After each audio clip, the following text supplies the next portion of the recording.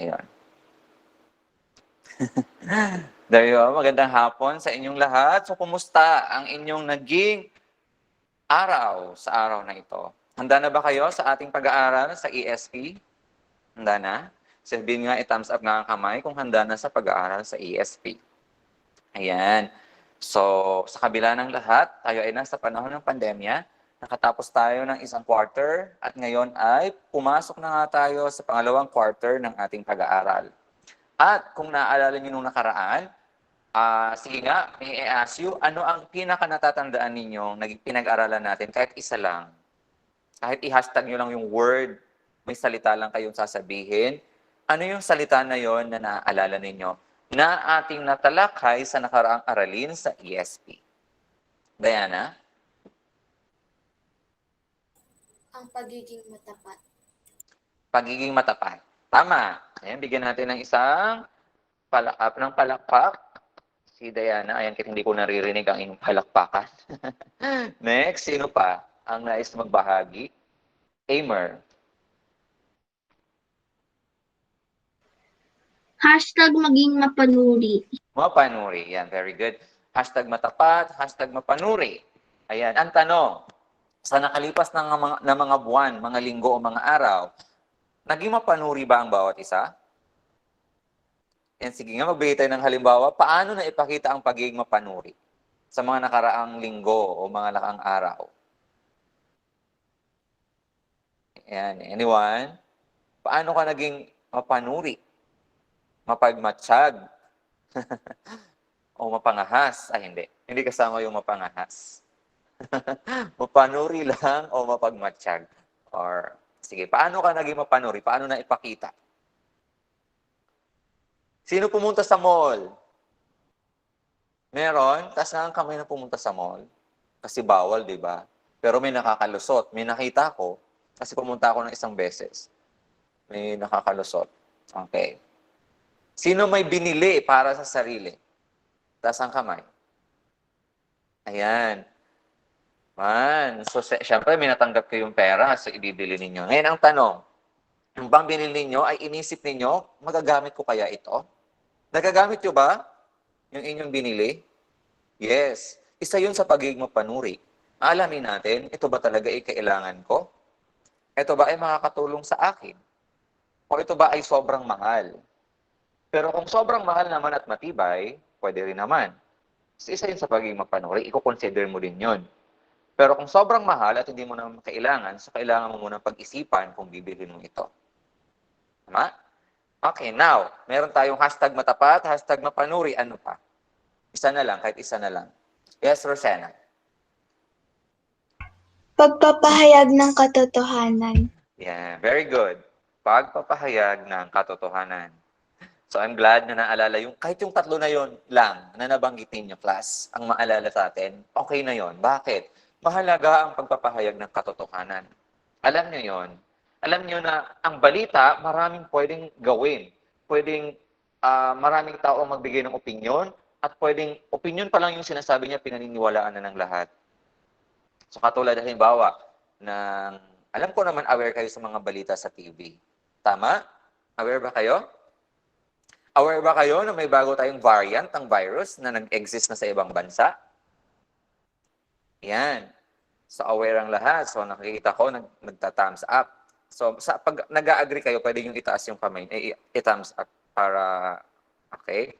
Now, aware ba kayo sa balita tungkol sa mga nangyayari? Halimbawa, paspagpas lang, katulad ng namatay ng isang, ano bang trabaho niya? Stewardess. Sir, yung nagtatrabaho sa Philippine Airlines. Yeah, flight attendant. Yes. Alam niyo ba yun, yung tungkol doon? O di ba, class, nagsanga-sanga na ang mga impormasyon patungkol doon at hindi na alam ang katotohanan. Bakit? Kasi ang dami nang nagbibigay ng opinyon. So hindi na tuloy alam kung sino yung totoo. Pero iniimbestigahan ng maayos para lumabas talaga yung katotohanan. Okay? Pero ano yung kailangan nating tandaan dito? Bilang tayo na sa ikalimang baitang, matuto na tayo na pahalagahan ng katotohanan. Huwag natin ibabalita kung hindi tayo sigurado. Huwag natin ipagsasabi ang isang bagay kung wala itong katibayan. Kasi maaring makaapekto ito sa iba. Okay? Paniwalaan nila kahit hindi naman pala totoo. Ay, nalulungkot ako kasi marami na naman ang nawawala, nalileft sa group dahil sa siguro weak internet connection. But anyway, let's continue. Ngayon, tapos na tayo sa ating unang markahan. At doon nga ay ipinakita ang pagiging mapanuri, ang pagiging matapat, at ang pagpapahayag ng katotohanan. Ngayon naman, ano ang magiging focus natin? So, alamin natin. Pero, bago natin alamin, hindi na pala tayo nakapagdasal. Pero anyway, it's okay. Alam ko namang nagdasal. Nagdarasal ba kayo tuwing umaga? O bago matulog? Ayan.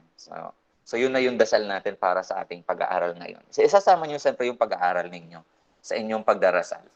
Ayan. Ngayon, ay tutungo tayo, class, sa bahagi kung saan naman dito, ipapamalas ninyo yung pag-unawa naman sa kahalagahan ng pakikipagkapwa-tao. So alam na natin kung paano maging matapat, maging mapanuri, pagpapahayag ng katotohanan. Ngayon naman, dagdagan pa natin. So paano ako makikipagkapwa-tao? At paano ako gaganap sa mga hakbang o mga kilos na nararapat para sa aking pamilya at para sa aking kapwa? Okay? Kaya ngayon, para malaman ninyo kung ano ba talaga yung pinaka-focus natin sa pag-aaral na ito, ang ating pamagat ay patungkol sa... Ayun. Ay, nawala. Hindi ako sanay, class, dito sa ating ginagamit ngayon kasi nasa school ako. Tuloy nawala na.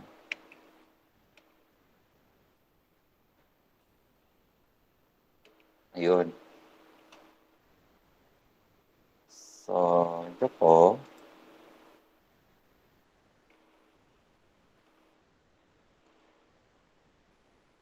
Ito ba yun?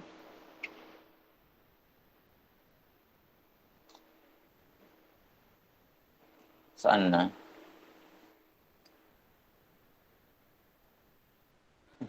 So, wala, class. For a while, ha?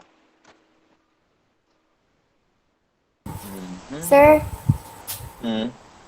Nakikita nyo ba sa screen? Wala pa. Wala pa?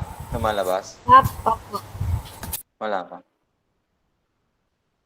Masanay kasi ako, class, sa bahay. Anyway, laban lang.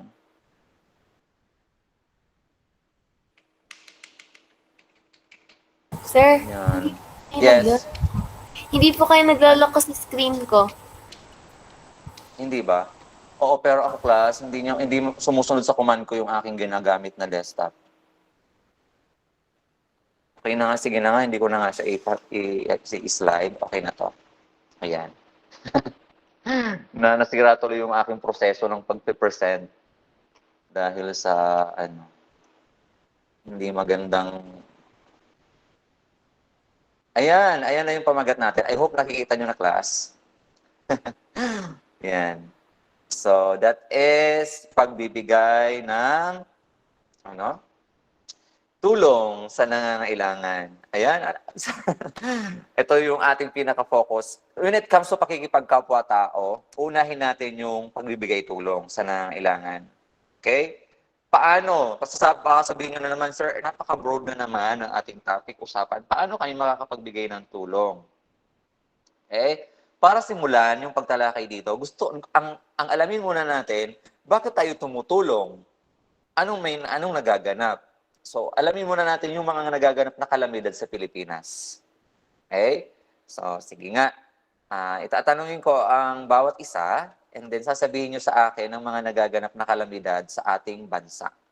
Sige, magbigay ng isa. Yung madalas nagaganap sa ating bansa na naging dahilan para maghirap ang mga tao.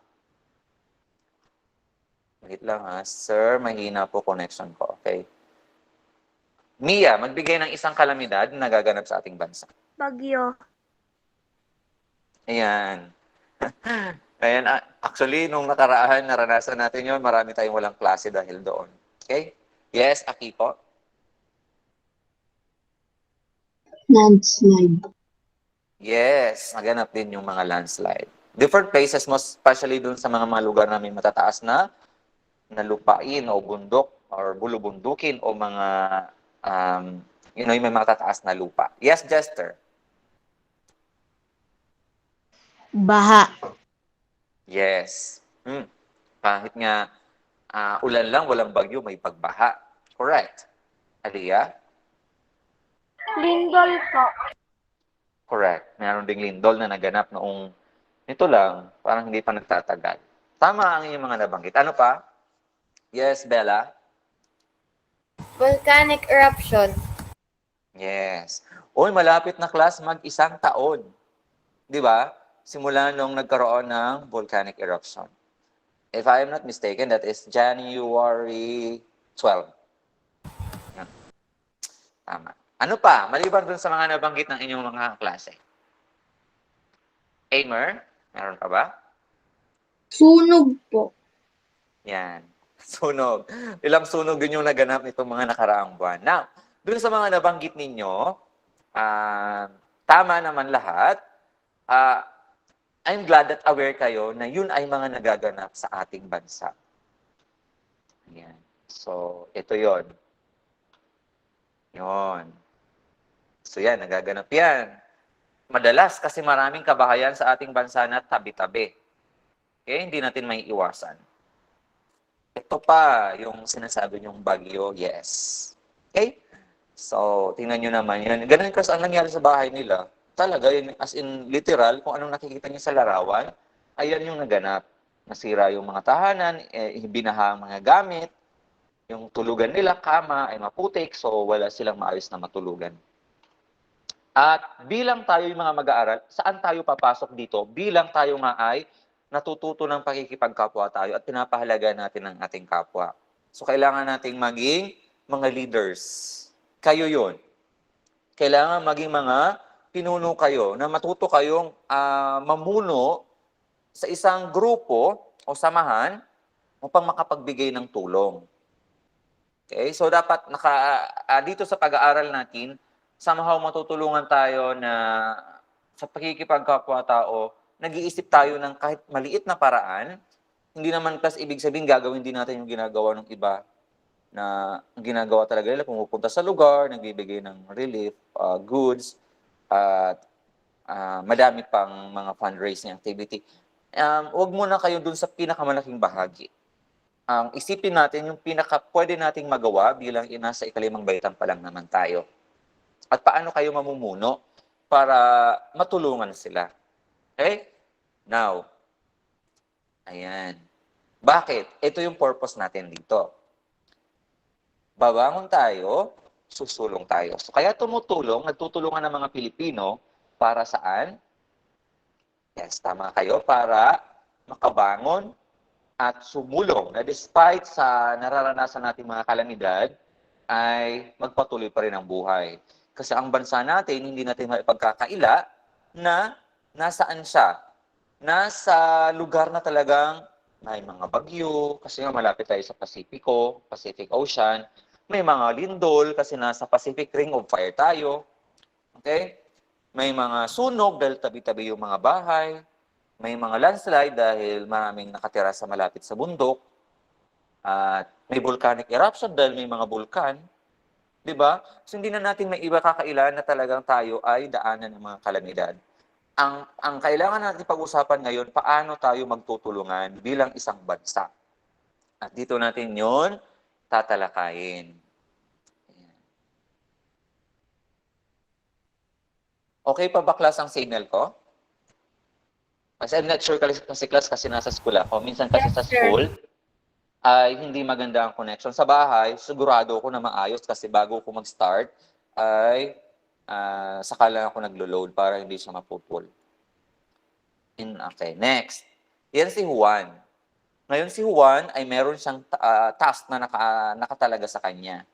Ngayon dahil siya ay may task, tutulungan natin siya na gawin o tapusin yung kanyang mga naisagutan.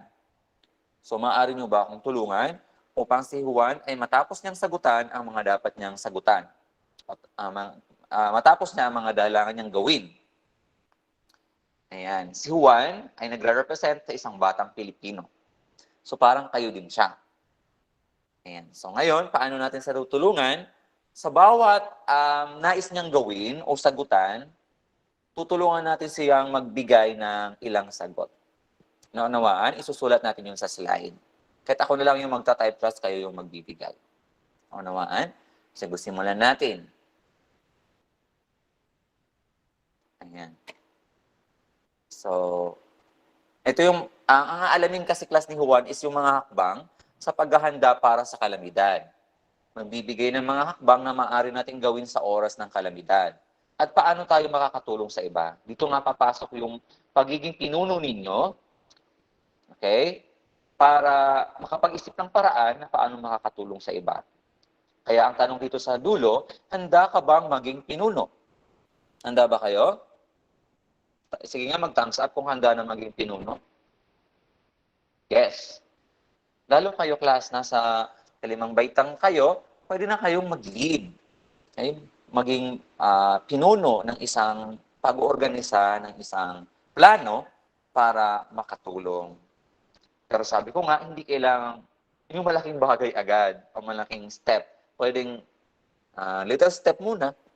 At syempre, pag nagsama-sama yung mga maliliit na hakbang na yon, pag nabuo, malaking tulong sa ating kapwa Pilipino. So ito yung nais alamin muna ni Juan, paghahanda para sa bagyo. Ngayon, tutulungan niya siya na magbigay ng mga paraan upang maghanda para sa bagyo. Nang sa ganon, pag alam na ni Juan yung mga hakbang na yon, malalaman nyo rin at maibabahagi nyo to sa iba. So malaking tulong na yon para matulungan sila. Kasi ang pagtulong naman ay hindi lang material, hindi lang puro bigay ng pagkain, bigay ng damit. Ito, pwede nyo ring maitulong sa pamamagitan ng pag-inform sa kanila, sa pamamagitan ng mga paraan ng paghahanda para sa bagyo. Sige, simulan na natin. So, pag kayo ay nais magbigay ng mga paghahanda para sa bagyo, isusulat natin dito. At pwede nyo rin siyang kopyahin. Sino ang nais magsimula? Sino ang nais magbigay ng hakbang para sa paghahanda para sa bagyo? Anyone? Okay, sige nga. Balik muna ako class sa inyo. Dito. Okay, so tatawag na ako ng ilang mga nais magbigay para sunod-sunod na siya. Sige, si Aliyah magbibigay ng isa. Sino pa? Si Miel, magbibigay din siya ng isa. Yun ang pagkakasunod-sunod ha. Aliyah, and then si Miel, and then si Jaisley. At isa na lang. Si Eman. Aliyah, Miel, Jaisley, Eman. Okay? So yun yung pagkakasunod-sunod. Saan natin tutulungan si Juan? Sagutin ang tanong na ito. Ayan. Paghahanda para sa bagyo. Sige, simulan na natin. Aliyah, ano ang nais mong maging tulong para kay Juan para malaman niya kung paano maghahanda para sa bagyo? Dapat po meron po laging nakahanda na parang emergency bag. Tapos po meron pong laman na mga kailangan po natin. Tapos pagka po bumagyo, pagka kailangan po mag-evacuate, isang dampot na lang po ng bag, maka-evacuate na po kagad. Para po, pagka po kasi nagtagal pa sila, baka mabagsakan pa po sila ng mga gamit pagka talagang sobrang lakas ng bagyo.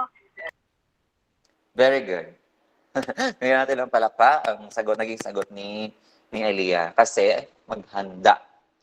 Yan, maghanda ng emergency bag para handa sa anumang kalamidad. Bibit-bitin na nga lang naman. Tama yon. Lalo ngayon, class, hindi pa may posibilidad pa rin ng volcanic eruption. Maghanda pa rin tayo. Tama si Aliyah, kung kaya nyo maghanda ng bag at kaya nyo sabihan yung ibang bata o ibang pamilya na maghanda rin sila, gawin ninyo. Bakit tulong nyo yun sa kanila para Yes, bilang isang pinuno, tama yung nagawain, na-inform din sila kung ano yung ginagawa ninyo. Katulad ni Aliyah, nung naghahanda na sila, pwede nyo nang i-share yun. Pwede niya nang i-share. Maghahanda rin yung iba. Nakuha? So sa emergency bag, tama yung sinabi ni Aliyah, may pagkain, may tubig, ano pa ba? Yung mga gamot, pwede rin magdala. at anumang bagay na makakatulong sa oras ng kalamidad. Next, number 2. Miel. Ilipat ang mga kagamitan sa pinakamataas na palapag ng tahanan.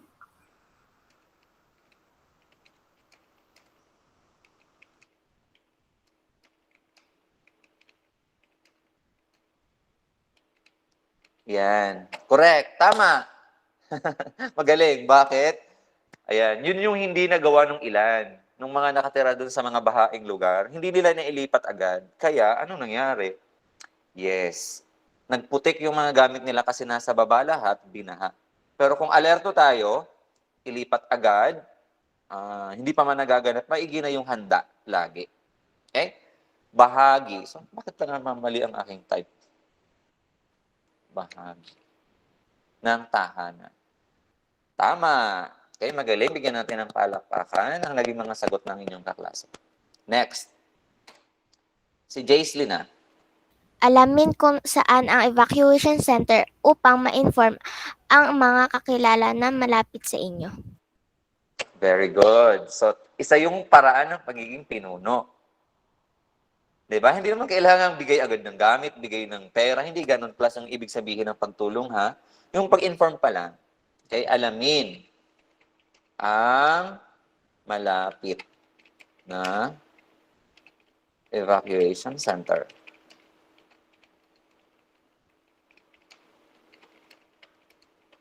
Diba? Kung kailangang lumikas. Center para masabihan. Okay. O, maganda to. Magandang tulong to. Yung masabihan nyo sila kung kailangan mag-evacuate. Next. Ikaw na, sino na ba? Eman. I-charge po mga flashlight or cellphone para po makaganap pa po ng ibang balita. Okay. Cellphone. Flashlight. At iba pa. Handa. Upang maging handa. Kung mawalan man ng kuryente, makakapakinig pa rin ng balita. Kasi mahalaga class yung balita. Information yun eh. So yun, doon ang gagaling yung guidelines natin kung ano yung gagawin. Kaya pala siya, di ba pa, para handa, kung mawalan ng kuryente, makapakinig pa rin ng balita. So yun, so meron na tayong 4 na naging tulong kay Juan para siya ay maging handa. Di ba? So kung kaya niyong tulungan si Juan, yung pa kayang ibang tao na nasa inyong papaligiran, na nangangailangan din ng tulong, so I believe kaya niyo na silang tulungan. Di ba? Ngayon, pumunta tayo sa pangalawa niyang problema. Ito naman. Kung kanina ay mga hakbang sa paghahanda para sa kalamidad, dito naman, paghahanda para sa bagyo. Ang sunod, paalala sa pananalasa ng hindi bagyo. Paghahanda. Okay, paghahanda sa posibleng lindol. Ayan. So ito naman yung sunod niyang problema, yung paghahanda sa posibleng lindol. Bakit posible? Hindi natin alam kung kailan magaganap. Kasi gano'n naman ang lindol, hindi naman siya katulad ng bagyo na yung pag-asa, nagbibigay ng forecast.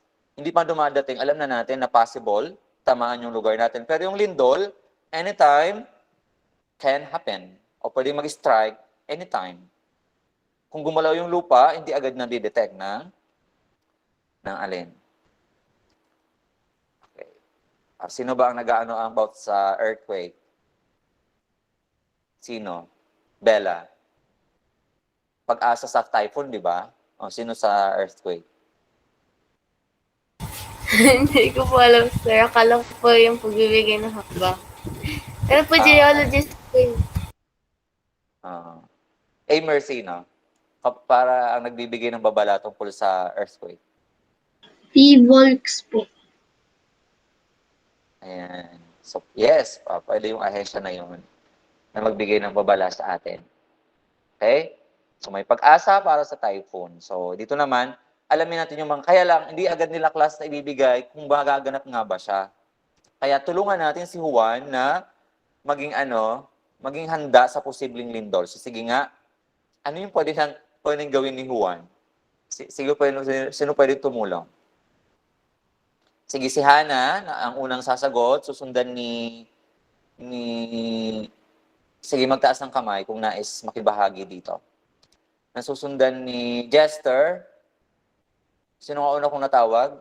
Si Hana, susundan ni Jester. And then, isa na lang, si Santara. Sa tatlo lang ang ibibigay natin dito. Go. O, magsimula ka, Hana. Wait lang, wala pa pala class. Hindi ko pa nasi-share. Naninibago ko sa aking ginagamit.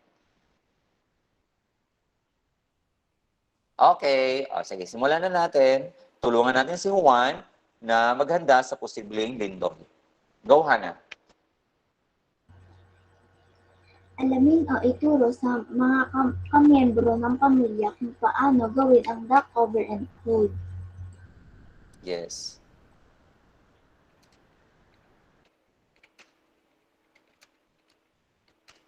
Paano gawin ang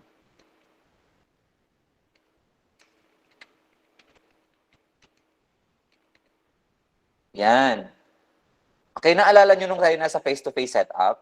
Naalala nyo, class? Di ba lagi natin siyang ginagawa? Kung kayo nasa school ngayon, may earthquake drill na naman dapat. Kaya lang, wala kayo sa school, kaya wala tayong earthquake drill. Okay, pero tama itong sinabi ni Hana. Ito yung pinaka-number 1 na dapat nating alamin at ituro, lalo sa mga bata. Kasi hindi pa nila alam to. Dapat magkakaroon kayo ng demo kahit sa bahay. Paano pag nag-earthquake, saan tayo pupuntang lugar? Dapat i-identify nyo na agad. Yung lamesa, hindi yung yung lamesa na hindi matibay. Kailangan maghanap kayo ng lugar na matibay. Kasi kung sakaling babagsak ang bahay, dahil kung halimbawa malakas ang lindol, baka mabagsakan din naman kayo kung yung lamesa ay hindi naman matibay. Kaya maghanap ng lugar na mas ligtas. Ituro agad sa mga nakakabatang kapatid para sila alam din nila na just in case mangyari at nasa labas sila, alam nila ang gagawin. Next. Ikaw na, Jester. Kung ikaw ay nasa building, ay pumunta ka sa pinakamataas na palapag nito para ikaw ang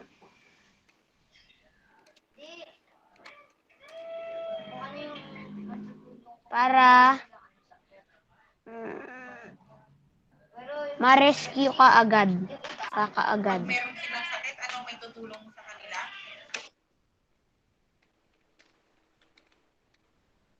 Ma-rescue ka agad. Ayan. So dito nauunawaan ko na ang ibig sabihin na Jester, kung nasa mataas ka ng lugar at nahihirapan ka ng bumaba, no? At may posible na siyang tawag doon, mayroon ng sira sa ilalim at may ligtas na lang sa ibabaw. So pwede mo itong gawin para makuha ka ng rescue. Pero ito ay class is case-to-case basis. Depende. Pwede naman, kung nasa gusali ka, di ba, nagsishake. So gagawin mo, magda-duck cover and hold, di ba? Kailangan mawala muna yung trembling. Okay? Yung shaking, mawala muna yon bago ka pumunta sa mas ligtas na lugar. So, habang nagkakaroon pa ng shaking, wag muna. Okay? Pero kung sa tingin mo ay ligtas na kumilos papunta sa mas ligtas na lugar, mas maganda lumabas ka sa building. At maghanap ng lugar na free from anyone. Yung pagbagsak ng gusali, pagbagsak ng puno, o anumang delikadong bagay na maaring makadagan sa iyo. So, yun yung pwedeng gawin. Pero sabi ko nga, case-to-case basis, kung ikaw ay sobrang taas ng kinalalagyan mo, at sa ilalim nito ay may mansira na at hindi ka na makakadaan, at ang pinakamaganda na lang gawin ay pumunta sa taas at humingi ng rescue. Di ba may mga helicopter naman na nagre-rescue? So, pwede mo yung gawin. Okay? So, pwede rin naman. Ayan. Correct. Next, ikaw na ang magbibigay ng sagot. Sino nga yung isa na tinawag ko? Sige pagbigay ka na ng sagot. Go. Ikaw na. Sino nga yun? Si Santara po. Ayan, Santara. Go, Santara.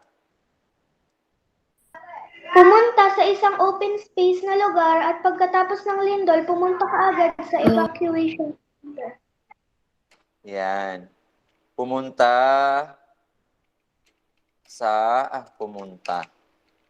open space na lugar. Pero sabi ko, class pupunta sa open space na lugar kapag wala ng tremor or wala ng shaking.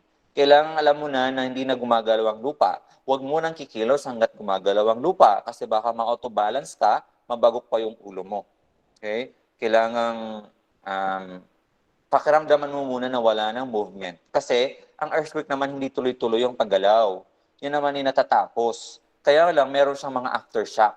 Kaya kailangan para maiwasan natin na magkaroon ng further injury or mapahamak ka pa, lumabas ka na sa lugar hanggat maaari.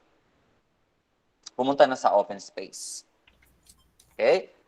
So yun ang tulong na maibibigay natin kay Juan para maging ligtas siya just in case na magkaroon ng lindol. So tama yung inyong mga sinabi. At class, isa pa na pwede kong idagdag, mag-participate kayo sa mga earthquake drill na pinapatupad kung pwede sa paaralan, pwede sa barangay, o saan mang lugar na nagpapatupad or nagsasagawa ng earthquake drill. Yan, mahalaga yon. Kasi class, ngayon ang panahon, hindi natin alam. May mga trahedya o kalamidad na bigla-bigla na lang dumarating. Kaya mahalaga na maging handa. Next, dito naman tayo.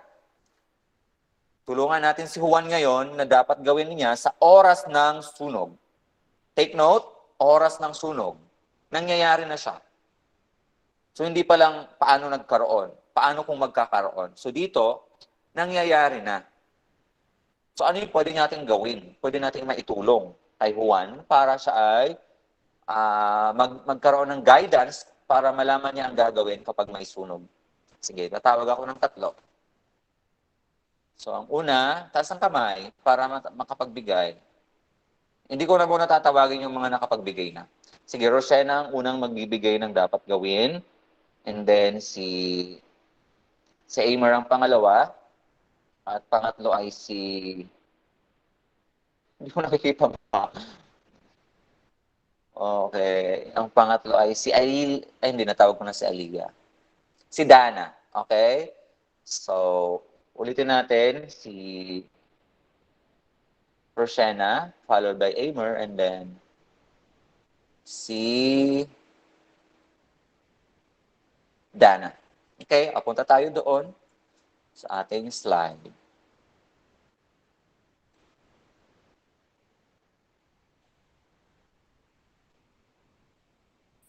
Okay. Sige na, pwede na tayo magbigay ng ating pwedeng maging tulong kay Juan. Simulan mo na, Rosena. Tumawag agad sa fire department o humingi ng tulong sa mga kapitbahay.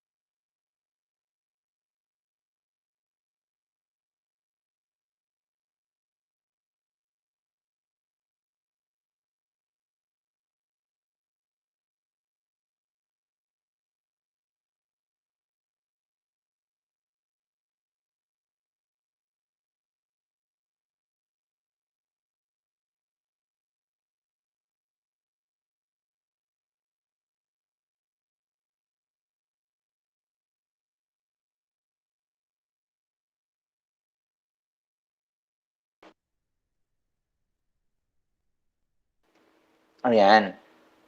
Nawala class yung aking isang connection. Tumawag sa fire department o humingi ng tulong sa kapitbahay. Ayan, very good. Sa naging sagot ni Roshena, so yun yung pwede nating agad gawin. Okay, palakpakan naman natin ang mga nagbigay ng mga sagot pala kanina. And then, siyempre si Roshena na nagbigay ng kanyang sagot ngayon. So, tumawag sa fire department. Okay? Or, ang tawag natin doon plus is yung BFP. Bureau of Fire Protection. So, meron tayo niyan sa Amadeo. Alam niyo kung saan yun, malapit yun sa school, di ba? So, tumawag sa BFP at humingi rin sa kapitbahay ng tulong. So, paano class makakatuloy yung kapitbahay? Halimbawa, nakita mo maliit pa lang naman yung apoy. Pwedeng buhusan muna ng tubig, yung kaya pa. Pero habang ginagawa nyo yun, tumatawag na agad ng fire department. Hindi yung hihintayin pa natin lumaki. Okay, wag na natin hintayin lumala. Pero habang wala pa yung Bureau of Fire Protection or BFP, we will do something. Pero kung ikakapahamak natin, wag na. Lumayo na dun sa nasusunog na bahay. Narinig ako ng class ng maayos? Yes. Okay? So, tama yon. Next, punta tayo sa isa pang pwede nating maitulong kay Juan. Ano pa? Amer.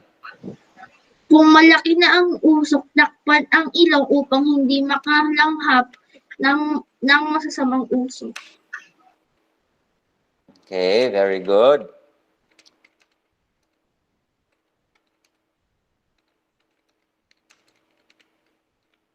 Makalanghap ng masasamang usok. Ayan. Or, ang ibig sabihin dito na Amer, yung, di ba class, ang usok, delikado sa baga natin. Yan. Pwede tayong masuffocate. At madalas, sa isang sunog, ang unang nakakamatay sa tao ay yung usok, hindi talaga yung pagkasunog. Una talaga siyang nasuffocate kasi hindi siya makahinga. Okay? Kaya, ayun ang pag-ingatan natin. Yan, takpan ng ilong. At sabi ko nga, umalis agad sa lugar. Huwag na class, alalahanin yung mga gamit. O kung yung favorite mo man na gamit, nandun pa sa loob ng kwarto, huwag mo na munang balikan. Okay? Kasi baka mamaya matrap ka pa sa loob. Imbis ka nakaligtas, ay lalo ka pang napahama. Di ba mangyayari yun sa mga pelikula? Nakakita na kayo, no? Class, yung mga pelikula, yung, ayan na yung sunog, bumalik pa rin, ayan, nasunog tuloy. May mga ganun mga eksena. So yun ay parang pinapakita sa palabas para matutunan natin na hindi na okay yung bumalik kapag nasusunog na yung loob ng bahay. May isa pa ako, class, na pwedeng ituro. Halimbawa, class, nangyari yun sa inyo, talagang nasa loob kayo ng nasusunog na bahay at hindi na kayo makalabas, subukan nyo itong gawin. Yung inyong kumot na makapal, basain nyo ng tubig. Okay? As in, isoak ninyo talaga sa tubig. And then, itakip ninyo sa inyong sarili at pwede kayong mabilisang tumakbo o gumapang sa ilalim kasi yung usok wala sa ilalim. Nakuha? So, gumapang sa ilalim, sa floor. Ayan. Para hindi kayo maano ng usok, masuffocate. And then, mabilisang gumapang palabas. Pwede nyong gawin. Ayan. Yan ang naituro sa akin ng BFP nung sila ay pumunta dito, class. Nag-conduct sila ng drill. And then pag merong unresponsive na himatay dahil sa usok, na suffocate, pwede nyo siyang merong way din para gawin, na mailigtas nyo siya. Kaya lang, hindi pa yun para kayo gawin nyo yun. Pero kung makikita nyo at pwede nyo panoorin sa YouTube yung paraan ng pagbuhat ng tao, pwede nyo panoorin. Pero kasi kayo, hindi nyo pa magagawa yon kasi baka mas malaki pa yung bubuhatin, hindi nyo siya isa sa katuparan. Okay? Unless kapatid nyo lang na maliit. Ayan. So, yun ang pwedeng gawin. Next, pangatlo.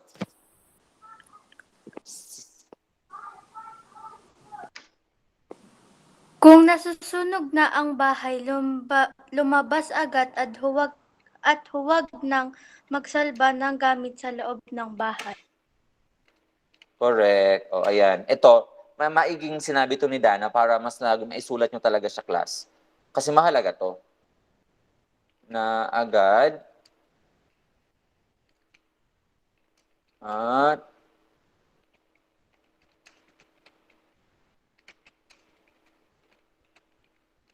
dahil itong ikapahamak. Take note class, maaring ikapahamak yon. Kakasalba mo ng gamit, pabalik-balik ka sa loob, ayan, natrap ka tuloy. Hindi na maganda yon. Okay? Biglang, halimbawa, doon sa pinto, biglang bumagsak na yung malaking kesame, nasarahan ka tuloy. Kababalik-balik mo dahil gusto mo maisalba yung mga alahas. Okay? Ang tatandaan nyo, class, pag may sunog, mas mahalaga ang buhay kaysa sa kagamitan. Take note of that. Mas mahalaga ang buhay kaysa sa kagamitan. So, ang gamit, makapalitan, pero ang buhay ng tao, hindi na. O kung masunog man ang balat, mahirap magkaroon ng peklat o ng bakat na ikaw ay nasunog.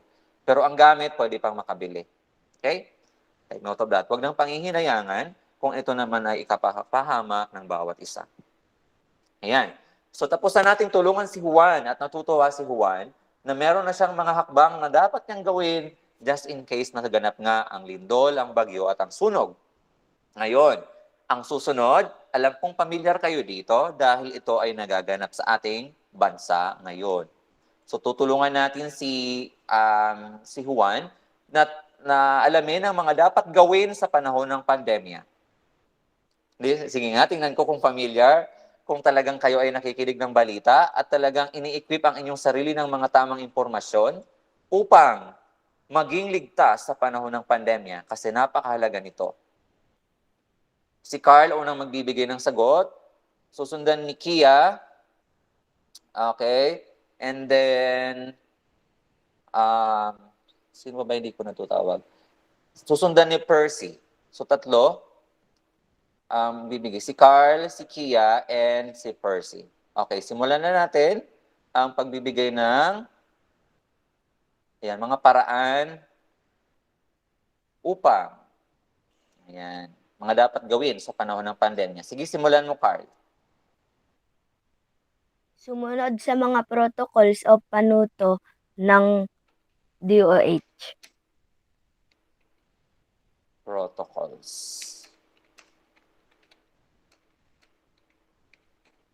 Ayan. Okay, tama. Sumunod sa mga protocols. Alam nyo, class, ang protocols, di ba? Sige nga, ano yung mga protocols na dapat gawin? O sige, wag mo nang sabihin kasi baka mamaya yun yung magiging sagot ng iba nyong kaklase. Ayan. So, may mga proper guidelines na dapat nating sundin. Okay? So, ano pa kasi yung ahensya ng gobyerno? Na maliban sa DOH, sila yung nagpapaalala na yung dapat gawin. Yung laging nababanggit sa balita. Anong ahensya ng gobyerno yun? O dapat alam niyo yung meaning nun. Ayan. Isa yun sa paraan para ma-equip ng tamang impormasyon. Okay, pamilyar kayo sa IATF? Pamilyar kayo, class? Narinig niyo yun? IATF? Ayan. So alam niyo, helping together yun with DOH and with our government, yung IATF, sila yung nagbibigay talaga ng guidelines. Sila yung nagsasabi kung ilalagay tayo under GCQ, okay? Or NACQ, sila yon. So, ang ibig sabihin nun kasi yung Interagency Task Force. Ayan. Interagency Task Force on Emerging and Infectious Diseases. Sila yon. Narinig niyo sa balita? Ayan. So, ngayon pag nakikinig ng balita, pakinggan ninyo, binabanggit to, Interagency Task Force on Emerging Infectious Diseases. So, sila yung nagbibigay ng guidelines. Ayan. Okay, next. Okay, Kia, go. Ikaw na yung sunod na magbibigay ng sagot. Magsuot ng face mask o face shield kapag lalabas ng bahay.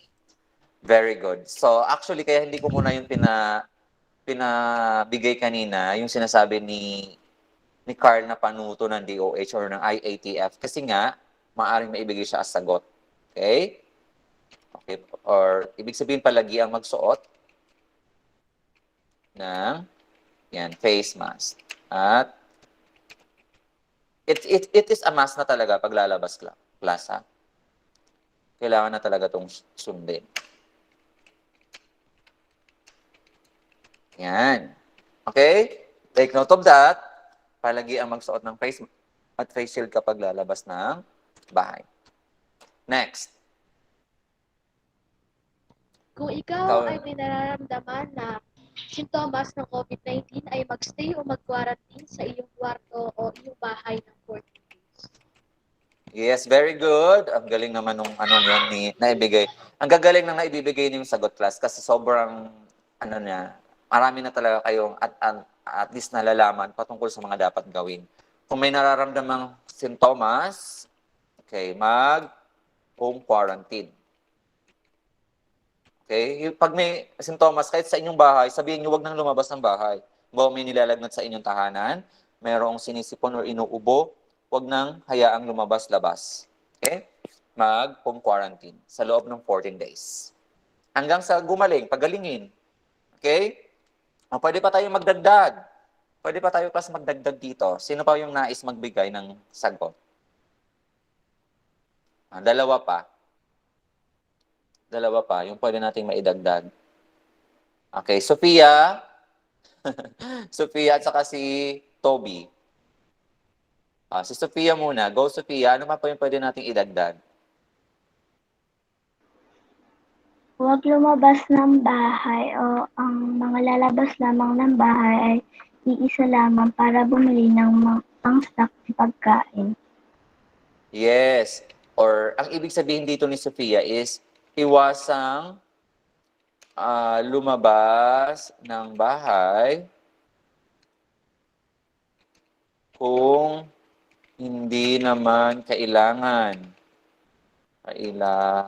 Kailangan. Lalo sa mga batang katulad nyo, bawal talaga, di ba? Iwasang lumabas ng bahay kung hindi naman kailangan. Isa lang. Tama yon. Ang lalabas para bumili. Siyempre, kailangan yung somehow may bibili ng pagkain para sa inyo, so isa lang. Okay, wag labas ng labas. So, tama yon. Okay, para maiwasan. And idagdag natin yung i-practice ang social distancing. How? Kung may party, wag na muna attend. Okay? Kasi bawal pa nga. Hindi yung mag-a-attend na tayo ng mga birthday party, ng mga Christmas party, so bawal pa yon. Okay? So, practice pa rin natin ang social distancing at wala munang gathering. Yan. At, sino pa yung isa na natawag ko? Sige, go, sagot na. Pwede na. Si Toby. Go, Toby. Laging maghugas na kamay pag ikaw ay galing sa labas. Very good. Isa ito, class, na talagang hindi ko kinakalimutan gawin. Nawa kayo din. Laging maghugas. Ugaliin to, class. Laging mag-alcohol, laging maghugas ng kamay. Kapag galing saan? Sa labas. Naunawaan? Mahalaga yon. At may idadagdag na lang ako, class, na isa. Panatilihing malusog ang pangangatawan. Siyempre, when we talk about panatilihing malusog ang pangangatawan, so kung kaya nyo, class, mag-ehersisyo sa loob ng bahay, gawin nyo. Magsumba kayo together with your nanay or with your tatay or mga kapatid. Kayo ay mag-jogging sa paikot sa bahay ninyo, pwede rin naman. Siyempre, kumain kayo ng masustansyang pagkain. Kayo, mga bata pa, matulog ng maaga kasi wala naman kayong assignment na talagang sobrang lala na gagawin nyo pa sa gabi. So, para maging malakas ang katawan, enough sleep, enough water. So, lahat yun ay tandaan natin gawin. Ayan. Ayan. So, nakompleto na natin at natulungan na natin si Juan na masagutan ang kanyang mga gawain. At katulad ng nabanggit ko, kayo bilang mga nasa ikalimang baitang ay maging handa na maging mga pinuno upang sa maliit na paraan ninyo ay matulungan nyo ang bawat isa sa inyong tahanan o maaring inyong kapitbahay o ibang tao sa pagkakaroon ng tamang impormasyon upang malaman ang mga dapat gawin sa panahon ng mga kalamidad. Sa simpleng paraan na ito, I believe matutulungan natin sila at magiging ligtas ang bawat isa. Kuha ninyo. So, ito yung paraan na yes, tayo ay magiging talagang mapatunayan nyo na kasi hindi na kayo bata kasi kaya nyo nang tumulong sa iba, kaya nyo na magbigay ng impormasyon at mga babala. Parang in other words, kaya nyo nang magligtas ng buhay.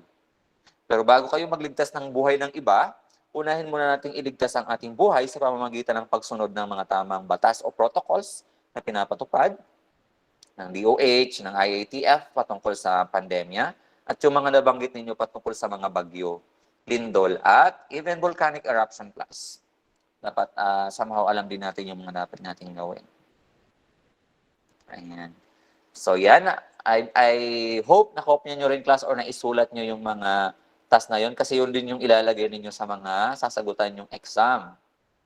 Kapag kayo ay sasagot ng mga exam o mga gawain, yung mga naibigay ninyong mga paraan. At ngayon masaya na si Juan dahil siya ay may maibabahagi rin sa ibang bata at sa kanyang pamilya at sa iba. So siya, nais niya rin kasi maging isang pinuno. Okay? So I believe kayo din gusto niyo maging mga pinuno. Ayan. So dito nagtatapos ang ating pagtatalakay patungkol sa, ano nga yung pamagat natin, class? Ayan. So, ilagay nyo sa inyong kwaderno. Ay, wala pa pala yung notebook ninyo. Nasa akin pa pala. Pagbibigay tulong, saan? Sa nangangailangan. O, tandaan yun ha. Pagbibigay tulong, saan? Sa nangangailangan. So, ang i-hashtag natin dito, class, is pakikipagkapwa-tao. Ang galing. Si Dana nakita ko, punong-puno yung papel ng lecture. Ayan, nagsulat. Ayun. So, pwede nyo i-attach yan. Maraming nagsulat. Very good. I-attach nyo yan dun sa inyong portfolio kasi kukolektahin ko yan ulit pagdating pagtatapos ng second quarter, katulad ng ginawa ko sa notebook ninyo. Merong maganda yung sulat, merong hindi. Hindi inaayos ang sulat. Okay? So, ini-note ko naman doon na walang laman yung notebook, hindi nagte-take down notes. Ayan. Anyway, so, very good. And, by the way, class, sa Monday kukunin ng inyong mga notebooks pabalik. Kukunin nyo na ulit. At hindi na kayo babalik sa school ulit para mag-retrieve and mag-distribute kasi more on online tayo. Ngayon, kung kukunin ko man yon kapag nag-end na yung second quarter. Ayan, so mamaya ibibigay ko sa inyong GC ang inyong mga dapat gawin kasi meron kayong mga gagawin na task. Yun nga lang, medyo okay, mahaba siya. So, anyway, hindi ko naman ibibigay lahat. May tanong ba, class, sa ating naging pag-aaral sa araw na ito? Handa ba ang bawat isa na maging mga pinuno? Thumbs up nga kung handa ang bawat isa. Handa ba ang isa na tulungan ang inyong mga kasama sa bahay na maging aware, malaman ang mga dapat gawin? Pero hanggang sa bahay na lang ba tayo o pwede nating i-share ito sa ibang tao? Pwede. Ibahagi. So, ang social media, class, pwede niyong gamitin. Kapag nakakita kayo ng post na tungkol sa mga pag-share ng mga dapat gawin pag may pandemic, i-share niyo agad. Bawa, mga protocols na nakalagay sa Facebook, dahil alam ko naman yung iba sa inyo nagpe-Facebook, i-share niyo. O kung hindi naman, class, i-personal message niyo sa mga mahal niyo sa buhay o mga kilala niyo. Yung mga dapat gawin sa pandemya. Paalala lagi na yan. At kayo, unang-una, para maging ligtas, class, gawin nyo talaga. Hindi, nag-share nga kayo, tinutulungan nyo nga yung iba, hindi nyo naman ina-apply sa sarili nyong buhay. Hindi naman kayo nag-alcohol, hindi naman kayo naguhugas ng kamay, hindi naman kayo nagso-social distancing. So, paano kayo makakaturo ng ganung mga gawain kung kayo mismo ay hindi yun siya ginagawa? Okay? So, yun, ang ating naging pag-aaral. Sa sunod nating pag-meet, ay pag-uusapan pa rin natin ang patungkol pa rin saan? Sa pagtulong sa mga nangangailangan. Ayan. At hintayin na lang ang mga task na ibibigay ko sa inyong GC na isa-send ko maya-maya lang ng konti. So, dito na nagtatapos ang ating pag-aaral. So, nawa ay madala ninyo ito at maibahagi talaga sa iba. Salamat, class, sa inyong pag-participate. See you next time for another makabuluhang pagtalakay patungkol sa pagbibigay tulong sa ating kapwa. Sir, ano See you. ang deadline ng task? Thank you po. Ay, oo nga pala, no? Hapon na pala ngayon, so 2:00 na. Okay, so pagka-send ko ng ngayon, pwede nyo nang gawin. Tapos isend agad sa akin, pabalik. Ngayong Sige po, araw. thank you po. Okay. Class Monday, ay wala tayong online class ng morning dahil nga ako yung magre-distribute ng gamit ninyo sa school. So, ililipat natin siya ng afternoon. Ako ha? So, kasi morning magbibigay ako. So, afternoon, wala na akong gagawa, wala nang pupunta sa school para kumuha kasi magtuturo ako. Okay? Morning lang talaga pupunta. So, mag-start tayo ng ating English ng 1 p.m. Monday. And kasunod na yung science ng 3 o mga 2:30 p.m. Okay, see you next time. Bye! And Birthday po ni Percy. ayaw nga pala, happy birthday, Percy. Ayan, nabati nyo na ba si Percy ng birthday? Nabati niyo po kanina. Yes po, sir. Okay, so happy birthday, Bye Percy. po, sir. Thank you po. Ilang taon ka na, Percy? 11? 10? 11 po. 11. Okay, happy 11th birthday.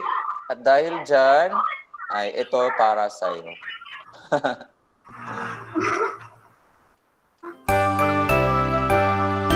Yan.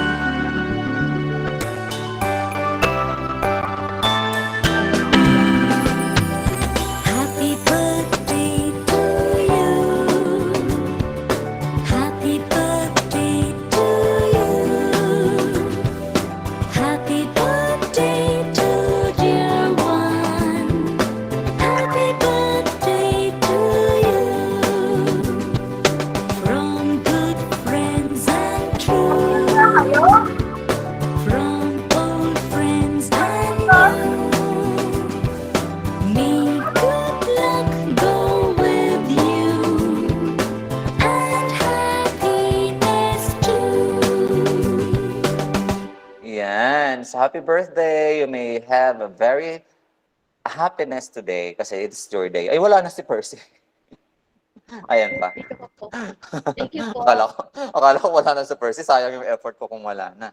Okay, okay. See you. Thank you po. Okay, Bye-bye. bye.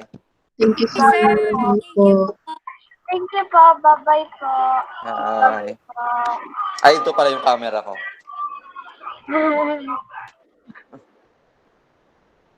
Okay, see you.